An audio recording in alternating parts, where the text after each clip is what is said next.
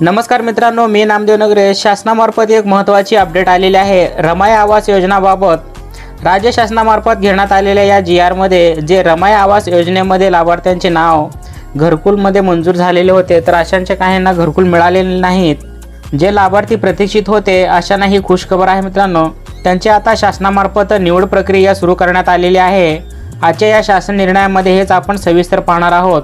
त्या अगोदर आपण या चॅनलवरती पहिल्यांदा आला असाल तर चॅनलला सबस्क्राइब करायला विसरू नका, कारण अशाच महत्त्वाचे व्हिडिओ आपल्याला या चॅनलवरती वेळोवेळी पाहायला भेटतील। त्यामध्ये राज्यातील अनुसूचित जाती व नवबोध घटकातील लोकांचे राहणीमान उंचावणे व त्यांच्या निवाऱ्याचा प्रश्न सुटावा म्हणून ग्रामीण व शहरी भागामध्ये त्यांच्या स्वतःच्या जागेवर अथवा कच्च्या घराच्या ठिकाणी पक्के घरे बांधून देण्यासाठी शासनाने अनुसूचित जाती व नवबोध घटकासाठी घरकुल योजना संदर्भ क्रमांक 1 येथील शासन निर्णयान्वये सुरू केली आहे।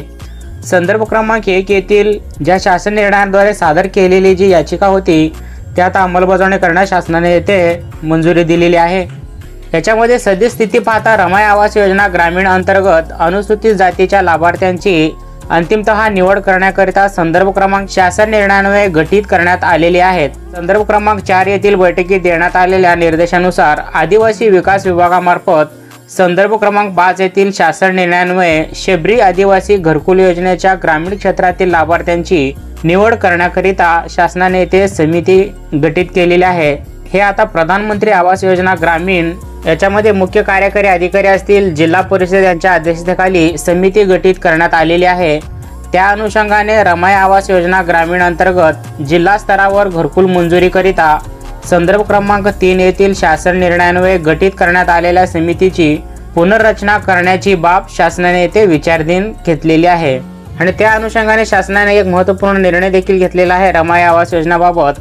रमाई आवास योजना ग्रामीण अंतर्गत जिल्हा स्तरावर घरकुल मंजुरीकरिता संदर्भ क्रमांक 3 येथील शासन निर्णयान्वये गठीत करण्यात आलेली आहे। सदर समितीची पुनर्रचना करून रमाई आवास योजना ग्रामीण अंतर्गत जिल्हा स्तरावर घरकुल मंजुरीकरिता प्रधानमंत्री आवास योजना ग्रामीणच्या धर्तीवर मुख्य कार्यकारी अधिकारी असतील जिल्हा परिषद यांच्या अध्यक्षतेखाली खालीलप्रमाणे समिती स्थापन करून त्यांच्या मार्फत ही निवड प्रक्रिया करण्यात येणार आहे।